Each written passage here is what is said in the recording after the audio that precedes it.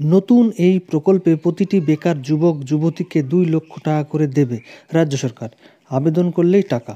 পশ্চিমবঙ্গে ন্যূনতম অষ্টম শ্রেণী পাস থেকে শুরু করে উচ্চশিক্ষিত যে কোনো কর্মহীন বেকার যুবক যুবতীদের জন্য রাজ্য সরকারের তরফ থেকে বিরাট বড় একটি সুখবর। বেকার যুবক যুবতীদের ২ লক্ষ টাকা করে দেওয়ার পরিকল্পনা শুরু করা হয়েছে রাজ্য সরকারের তরফ থেকে। আর কেউ বেকার থাকবেন না। এবার থেকে প্রত্যেকের ঘরে ঘরে হবে কর্মসংস্থান।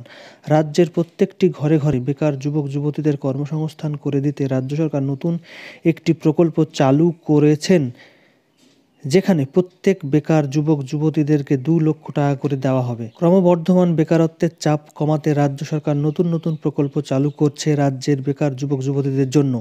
এর মধ্যে উল্লেখযোগ্য প্রকল্প হলো আমার কর্মতীর্থ, আমার কর্মধারা, গতিধারা, উৎকর্ষ বাংলা প্রকল্প। এই রকমই আর নতুন একটি প্রকল্প নিয়ে হাজির হয়েছি, যেখানে রাজ্যের বেকার যুবক যুবতীদের বেকার থাকতে হবে না আর আর্থিক সাহায্য করবে রাজ্য সরকার।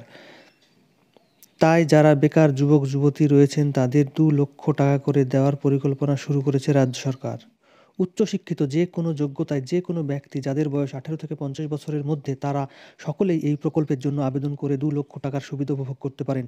এই প্রকল্পে আবেদন জানিয়ে রাজ্য সরকারের তরফ থেকে ২ লক্ষ টাকা করে দেওয়া হবে। সেই টাকা নিয়ে রাজ্যের বেকার যুবক যুবতীরা তাদের নিজের ইচ্ছামতো ব্যবসা শুরু করতে পারবে।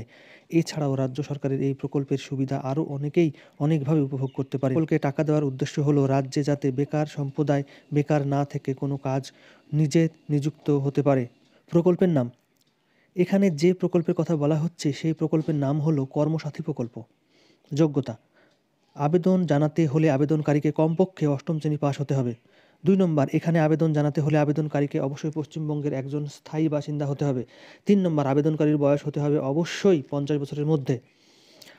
আবেদন পদ্ধতি, এখানে আবেদন জানাতে হবে সম্পূর্ণ অনলাইনের মাধ্যমে।